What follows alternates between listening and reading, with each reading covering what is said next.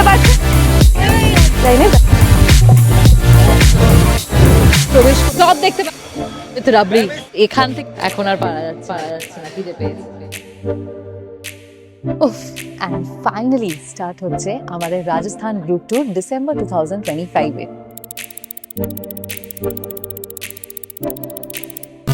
আর এই group tour start করার জন্য সকাল সকালই ঠান্ডার মধ্যে আমি পৌঁছে গেলাম নেতাজি সুভাষ চন্দ্র বোস ইন্টারন্যাশনাল এয়ারপোর্ট।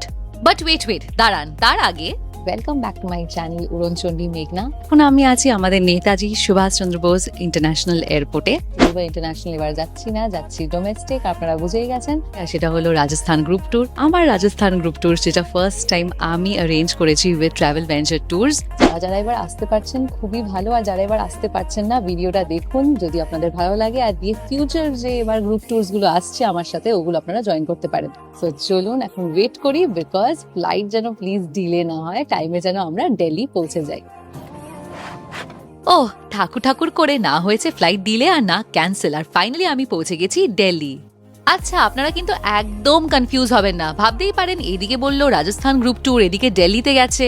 কারণ যে ট্রাভেল ভেঞ্চার ট্যুরস এর এই প্যাকেজটা হলো দিল্লি টু দিল্লি, তাই জন্য প্রথমে আমরা সবাই গিয়ে পৌঁছেছি দিল্লিতে। 10:30 বাজে আর এখানে আমাদের ট্রাভেলার এসে গেছে। সবাই আস্তে আস্তে আমরা লাগেজ রাখছি। তো একটা আপডেট পেলাম যে এখন নাকি ওপরে লাগেজ রাখতে দিচ্ছে না, তো সব পিছনেই যাবে। আমরা 11 জন আছি টোটাল, তো হয়ে যাবে। ফাইনালি আমাদের রাজস্থান ভ্রমণ শুরু হচ্ছে। এখন আমরা বেরিয়ে যাচ্ছি টার্মিনাল। ভালো টাইমেই দিয়েছো। ফাইনালি আমাদের রাজস্থান ভ্রমণ শুরু হচ্ছে। আমরা বেরিয়ে যাচ্ছি এখন দিল্লি টার্মিনাল 3 থেকে। জার্নি যেন খুব ভালো হয়। ওকে, লেটস গো। জার্নি তো অবশ্যই ভালো হবে যখন সাথে আছে এত ভালো একটা group and not so good weather. কিন্তু দেখি না, এই ওয়েদার তো ফট করে চেঞ্জ হয়ে যেতে পারে। যাবো আজকে রানথাম্বোর, আপনারা দেখতে থাকুন। চিন্তা করবেন না, পুরো রাস্তাতে এরকম কুয়াশা নেই। এই তো দিল্লির পাট্টা, যেই ক্রস করে রাজস্থানে প্রবেশ করব, কি দারুণ ওয়েদার।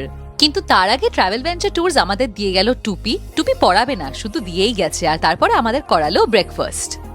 দিল্লি বম্বে এক্সপ্রেসওয়েতে এরকম অনেক আপনারা খাওয়া দাওয়ারের জায়গা পেয়ে যাবেন। আমরা এই যে ট্যুরটা করছি এখানে কিন্তু ব্রেকফাস্ট অ্যান্ড ডিনার ইনক্লুডেড। তো যেহেতু ব্রেকফাস্ট ইনক্লুডেড, আর এখনো যেহেতু আমরা কোনো হোটেলে পৌঁছাইনি, অবশ্যই সবে জার্নি স্টার্ট হয়েছে, তাই জন্য ট্রাভেল ভেঞ্চার ট্যুরসই কিন্তু এখান থেকে আমাদেরকে ব্রেকফাস্ট করাচ্ছে। আর তারপরে আমরা আবার সেই ডিনারটা ওটাও ইনক্লুডেড থাকবে। লাঞ্চটা কিন্তু যখনই সাইট সিইং হবে বা যাই হবে, আমরা যখনই যেখানেই স্টপ পাবো ওখানে আমাদেরকে ওটা নিজের খরচায় করে নিতে হবে। এনারা আমার সাবস্ক্রাইবার, এনারা এসেছেন। হ্যালো করে দিন। Hello, high. আর এনাকে তো আপনারা চেনেন, শর্টসে দেখেছিলেন, অনুপমা। চলুন খাওয়া যাক। আমরা নিয়ে নিয়েছি দোসা, অদরক চায় আজকে খুব দরকার, এত ঠান্ডা। আচ্ছা, আপনাদের বললাম আপনারা এনাকে চেনেন। এনার নাম হলো অনুপমা, ইনি হলেন ট্রাভেল ভেঞ্চার ট্যুরস থেকে। কন্ট্যাক্ট নাম্বার অবশ্যই স্ক্রিনে দিয়ে রাখবো। কেমন ধরনের ট্রাভেলার দেওয়া হয়েছে সেটা আপনাদেরকে একটু দেখিয়ে দিই, তাহলে আপনারাও বুঝবেন যে ট্রাভেল ভেঞ্চার ট্যুরস কেমন অ্যারেঞ্জমেন্ট করছে। আমরা টোটাল আছি 11 জন। যে ট্রাভেলারটা দেওয়া হয়েছে ওইটাও হলো 11 সিটার। আর একটা জিনিস যেটা তখন বলছিলাম সেটা হলো রাজস্থান গভর্নমেন্ট এখন করে দিয়েছে যে লাগেজ ওপরে, এই যে ওপরে যে ক্যারিয়ার গুলো থাকে ওখানে লাগেজ রাখা যাবে না, তাই জন্য পিছনে বিশাল জায়গা আছে, সবার বড় বড় লাগেজ কিন্তু ওখানেই ঢোকানো হয়েছে। প্রপার হ্যান্ড রেস্ট দেয়া, আর সবকটা সিটে কিন্তু চার্জিং পয়েন্টও আছে, স্পিকার আছে। সব মিনিমাল ফ্যাসিলিটিস আপনারা এই ট্রাভেলারে পেয়ে যাবেন। তার সাথে ট্রাভেল ভেঞ্চার ট্যুরস সবার জন্য ক্যারি করছে মিনারেল ওয়াটার বটলস। চলুন এবার আপনারা লং ড্রাইভটা এনজয় করুন। চারিদিকে সর্ষের ক্ষেত, তার সাথে কাশফুল, দারুণ লাগছিল। আর রোদ্দুরও বেরিয়েছে।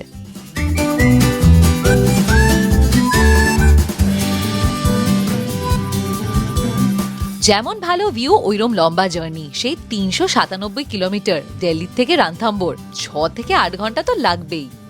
এর মাঝে চলুন একটু গলাটা ভেজাই নর্থ ইন্ডিয়ার লস্যি খেয়ে।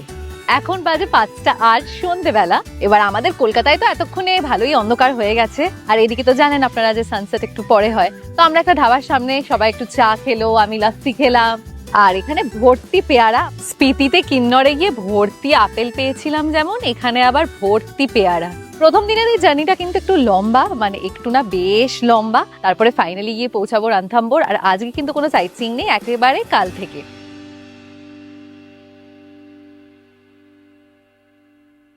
5:40 বাজে আর আমরা ফাইনালি এসে গেছি রানথাম্বোর আমাদের রিসর্টের সামনে। এটার নাম হলো দ্য সেভাই হেরিটেজ প্রপার্টি।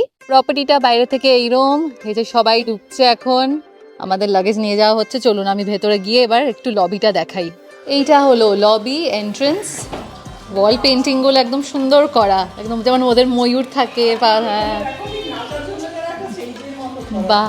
হোটেল তো সুন্দর হবেই। আপনারা যারা রাজস্থান গ্রুপ ট্যুরের লাইভ ডিসকাশনগুলো দেখেছিলেন জানেন যে আমরা সবকটাই 3 স্টার অ্যান্ড 4 স্টার প্রপার্টিজে ছিলাম।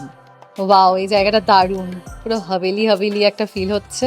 এখানে একটা গার্ডেন আছে, গার্ডেনে বসার জায়গাও করা আছে। ওই দিকে আমি একটু জুম করে দেখিয়ে দিচ্ছি, ওই দিকে মনে হচ্ছে কটেজ আছে। ইয়েস, ওইগুলো হলো সব কটেজ। আর ওই দূরে দেখতে পাচ্ছেন ওইটা হলো পুল, পরে আপনাদের দেখাচ্ছি। তার আগে চলুন আমরা রুমে যাই। চলুন আমার রুমটা দেখিয়ে দিই।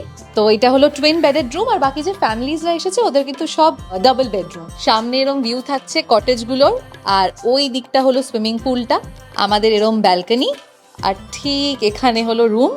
এটা হলো এন্ট্রেন্স, টুইন বেডেড রুম। ওখানে দেখতে পাচ্ছেন বাঘের ছবি। কালকে যেন বাঘটা যদি এরমই দেখতে পাই মজা এসে যাবে।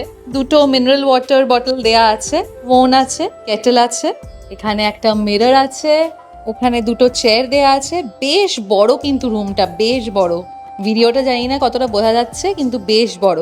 এখানে আছে টিভি, এইটা হলো ওয়াশরুম, ওখানে WC আছে, বেসিন, মিরর, হ্যালো, শাওয়ার, আবার শাওয়ার আছে, গিজার আছে, টাওয়েলস দেয়া আছে, এখানে অ্যামেনিটিজ আছে। এখানে ভাবতে পারেন যে ওয়ার্ড্রোবটা কোথায়, দেখে ফট করে বুঝতে পারবেন না, বা তারপরে হ্যান্ডেলটা নোটিস করবেন, এই যে এখানে ওয়ার্ড্রোব আছে।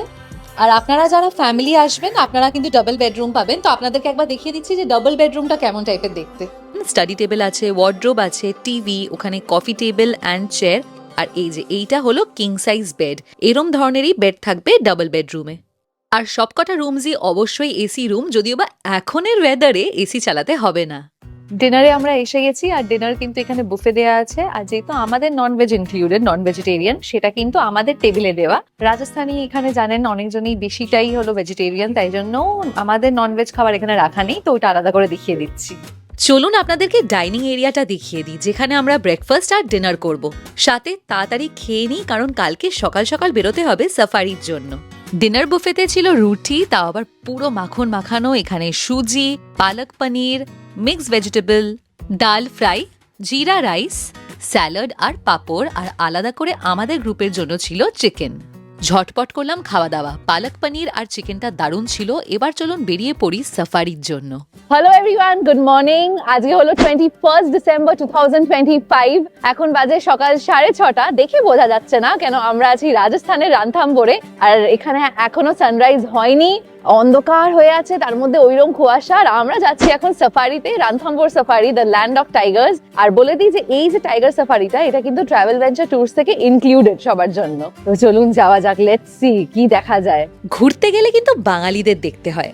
আমরা বাঙালিরা এমনি কি শীত কাতুরে কম্বল থেকে বেরোতেই চাই না। আর এই দেখুন, ভোরবেলা এই ঠান্ডার মধ্যে ঠিক সাফারি করতে কিন্তু চলে গেছি। জঙ্গলে এন্ট্রি হয়ে গেছে। আর একটা জিনিস, সবাই কিন্তু ন্যাশনাল, আপনাদের যে আইডি কার্ড, আধার হোক, ড্রাইভার্স লাইসেন্স হোক, যাই হোক, ক্যারি করবেন। আইডি কার্ড ক্যারি করা মাস্ট। একটা জিনিস, এটা কিন্তু খুব বড় জিপসি, এগুলো খুব বড় বাসের মতন একদম খোলা। এগুলোকে জিপসি বলে? ক্যান্টন। ওকে, ক্যান্টন বলে। চলুন তাহলে এই ক্যান্টনে বসে প্রবেশ করি রানথাম্বোরের জঙ্গলে। আর যখন জঙ্গলের গেট এরম দেখতে, তাতে বোঝাই যাচ্ছে আমরা এসে গেছি এখন রাজস্থান পধারোসা।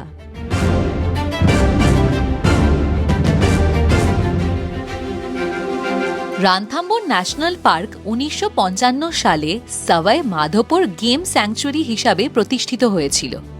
বাহ, ওই দেখুন কুয়াশা কাটছে, আর দূরে হালকা কিন্তু সূর্যের আলো দেখতে পেলাম। প্রবেশ করছি আমরা রানথাম্বোর ন্যাশনাল পার্কের জোন 1-এ।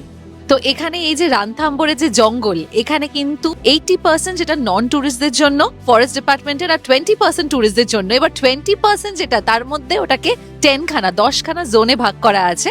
আর একটা জিনিস আপনাদেরকে জানিয়ে দিচ্ছি, বাঘ কিন্তু যে কোনো জোনে থাকতে পারে। এই 10টা জোনের মধ্যে কোনো ঠিক নেই সে কোন দিন কোন জোনে থাকবে। সাফারির টিকিট বুকিং করার সময় যে জোন অ্যাভেলেবেল থাকবে, আপনাকে ওই জোনেরই টিকিট দেয়া হবে। একি ওটা কি দাঁড়িয়ে? ওই যে স্পটেড ডিয়ার। বাহ, খাতা তাহলে খুললো। সকাল সকাল দেখে নিলাম স্পটেড ডিয়ার।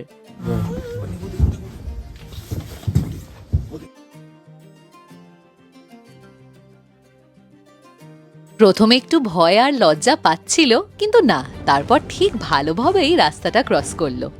ও বাবা, একটা না, তারপরে আর একজনও ক্রস করেছে। কি বাগতারা করছে না তো? রিসেন্টলি কিন্তু রানথাম্বোরে অনেক স্পটিং হয়েছে টাইগারের, যেগুলো ইনস্টাতে আসছিল। এটা পুরোপুরি ভাগ্য, লাক, লেটস সি। বাঘ দেখা হবে কি হবে না জানি না, কিন্তু পুরো গ্রুপটার কিন্তু দারুণ মজা আসছে। সকাল সকাল অ্যাডভেঞ্চারে বেরোনোর কি মজা বুঝতে পারছেন।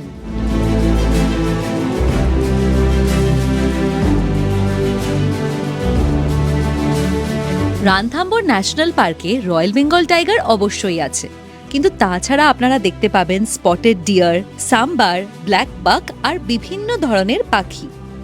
আপনাদের চোখের সামনে এখন যেটা দেখছেন ওটা কিন্তু সাম্বার। এটা কিন্তু এক ধরনের হরিণ যেটা সাইজে খুব বড় হয়। সাম্বার ডিয়ার দেখে আমরা আবার এগোলাম এই আশায় যে যদি আজকে রয়্যাল বেঙ্গল টাইগারটা দেখা যায়। টাইগার আমরা দেখতে পাইনি, কিন্তু দেখতে পেলাম বিভিন্ন ধরনের পাখি। দেখুন কিংফিশার বসে আছে, পুরো নীল রং, কি সুন্দর লাগছে। আর একটা না, অনেকগুলোই দেখতে পেয়েছিলাম। রানথাম্বোর ন্যাশনাল পার্কে সাইটিং কিন্তু সহজ, কারণ যে এটা হলো শুকনো ফরেস্ট, ড্রাই ফরেস্ট। আর এই ট্রপিক্যাল ড্রাই ফরেস্টে আছে 300 ধরনের গাছ। পাখি আর হরিণ ছাড়া অনেক দূরে দেখতে পেয়েছিলাম কুমির, আর লাস্টে দেখতে পেয়েছিলাম একটা সুন্দর প্যাঁচা। এমনভাবে গাছের গর্ততে বসে আছে কেউ হঠাৎ বুঝতেই পারবে না। ভাগ্যিস গাইড দাদা আমাদের দেখিয়েছিলেন। কি অপূর্ব সুন্দর না জায়গাটা। আমরা বাঙালিরা ডুয়ার্সের ভেজা ঘন জঙ্গল দেখে অভ্যস্ত।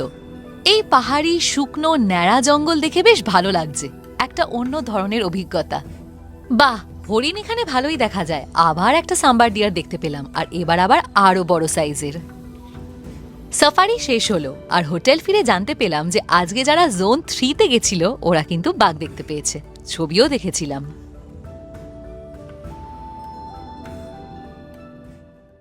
ফেরত এসে গেছি আমরা, চলুন ব্রেকফাস্টটা করে নি। বাঘ তো দেখা হলো না, সবসময় এগুলো ভাগ্যে থাকে না, কিন্তু অনেক অনেক স্পটেড ডিয়ার দেখেছি, অনেক সাম্বাল ডিয়ার দেখেছি, কিংফিশার দেখেছি, আর জঙ্গলের একটা আলাদাই মজা। ব্রেকফাস্ট করার আগে সকালে বাইরের ভিউটা দেখিয়ে দিই। এইটা হলো গার্ডেন, আর পুলটা আপনাদের দেখাইনি না। এই দেখুন, এইটা হলো এখানকার পুল। ব্রেকফাস্ট বুফেতে কি কি আছে দেখে নিন। এখানে আপনি টোস্ট করতে পারেন, জ্যাম অ্যান্ড বাটার দেয়া আছে। এখানে আছে ফ্রেশ জুস, পোহা, টক দই, আলুর পরোটা, কাট ফ্রুটস, আর তার সাথে গরম গরম চা। দুপুর 1টা বাজে, আমরা পুষ্করের জন্য বেরিয়ে যাচ্ছি। তার আগে ইচ্ছা আছে রানথাম্বোরের গণেশ মন্দির আর তার সাথে রানথাম্বোর ফোর্টটা দেখার, কিন্তু বলছে নাকি এই ট্রাভেলার ওখানে যাবে না, ওটা জঙ্গল এরিয়া বলে। তো আমরা দেখি কি করা যায়, যদি দেখা যায় অবশ্যই সেটা আপনারা দেখতে পাবেন। ঠিক তাই, জানতে পারলাম যে এই ট্রাভেলার নিয়ে আমরা রানথাম্বোর ফোর্ট যেতে পারবো না, তাই জন্য বাইরে থেকে নিয়ে নিতে হলো জিপসি। তাই জন্য আমরা পার্কিং এ তো রেখে দিলাম গাড়ি, আর এখান থেকে জিপসি টাইপের, এই জিপ টাইপের এগুলো নিয়েছি। এগুলো এই যে যাবে, একবার নেবে হলো 200 টাকা, 200 রুপিস, আবার ফেরার সময় নেবে 200 রুপিস। আবার এসে গেছি আমরা রানথাম্বোর ন্যাশনাল পার্কে। এই যে এবার কোনো জোনে প্রবেশ করব না, ডিরেক্ট চলে যাব ফোর্টে। আমরা কিন্তু সব ব্রেকফাস্ট করে এসে আবার ব্রেকফাস্ট কি, এখন তো 1টা বেজে গেছে অলরেডি, আমরা এখন আবার যাচ্ছি। বাট আপনারা যদি চান সকালে যখন সাফারি করতে আসবেন, সাফারিটা করে বাইরে যে নামবেন, ওখানে এই জিপগুলো দাঁড়িয়ে থাকবে, এগুলোতে উঠে আপনারা আবার ওই মন্দির আর ফোর্ট করতে পারেন। কেন যে সাফারির যে ক্যান্টন গুলো, ওগুলো কিন্তু এই ফোর্ট আর মন্দিরে যায় না। তো তাই জন্য আপনারা এটা করতে পারেন যে বেরিয়ে সঙ্গে সঙ্গে আবার চলে গেলেন। আমরা কি করেছি, গেছি, ব্রেকফাস্ট করেছি, সব ফ্রেশন আপ হয়েছি, এখন এসেছি।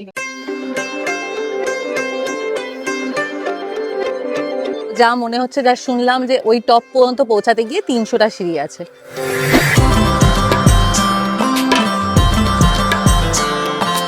আমরা কিন্তু রানথাম্বোর ফোর্ট পৌঁছে গেছি।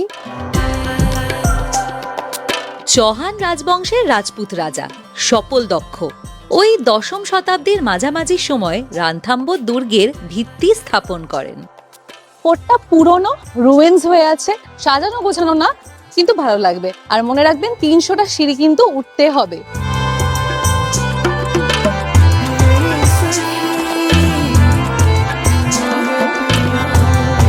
রানথাম্বোরের এই ফোর্ট থেকে আমার যেই দিকে চোখ যাচ্ছিল শুধু জঙ্গল দেখতে পাচ্ছিলাম, সেটা হলো রানথাম্বোর ন্যাশনাল পার্ক। আর এই কারণের জন্যই একসময় রানথাম্বোর দুর্গকে তার কৌশলগত অবস্থান এবং নকশার কারণে দুর্ভেদ্য বলে মনে করা হতো। এটি অনেক শাসকের দুর্গ দখল করার অনেক কারণের মধ্যে একটি কারণ হয়ে ওঠে। খুব সুন্দর, কিন্তু শুধু রুইন্স পড়ে আছে, কিন্তু বেশ সুন্দর, দারুণ লাগছে আমার।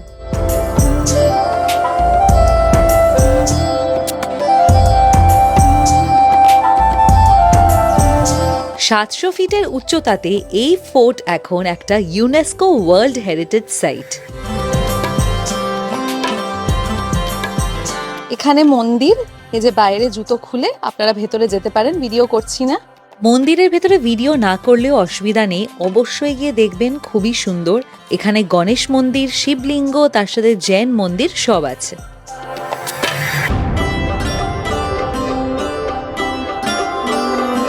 তন্দুরের ভেতরে দিয়েছে, দেখুন আমরা ডালবাটি চুরমা খাবো, তো ওপরে রান্নার জন্য, আর নিচে যে তন্দুরটা এখানে দেয়া। রানথাম্বোর ফোর্ট দেখে এবার হলো পুষ্কর যাওয়ার পালা, আর পথে আমরা খেয়ে নিলাম ডালবাটি চুরমা, তাও একটা লোকাল রাস্তার ধাবার থেকে। ঝটপট খাওয়া শুরু করলাম।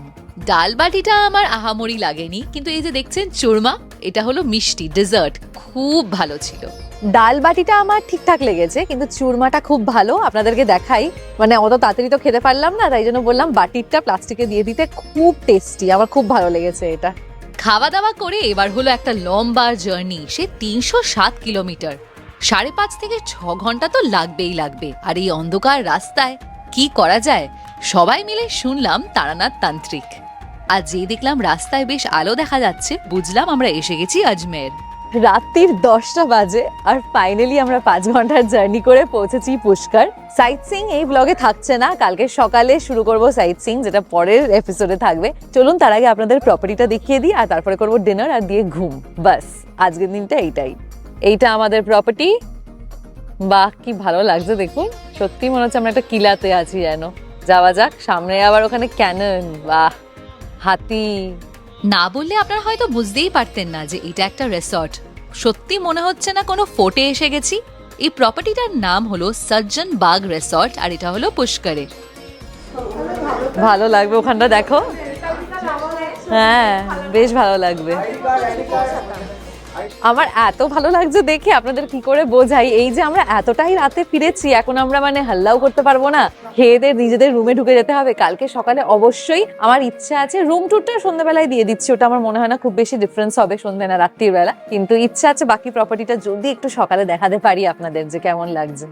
রাত্রিবেলার ভিউটা দেখাচ্ছি, বাহ কি সুন্দর লাগছে। একটু জল পড়লে এখানে ভালো হতো, এই ঝর্ণাটায় দেখুন। এইখানে ওপরে, এখানে আকাশ এত পরিষ্কার, পুরো পুরো সব তারা দেখা যাচ্ছে, পলিউশন কম না, দেখুন কত অনেক।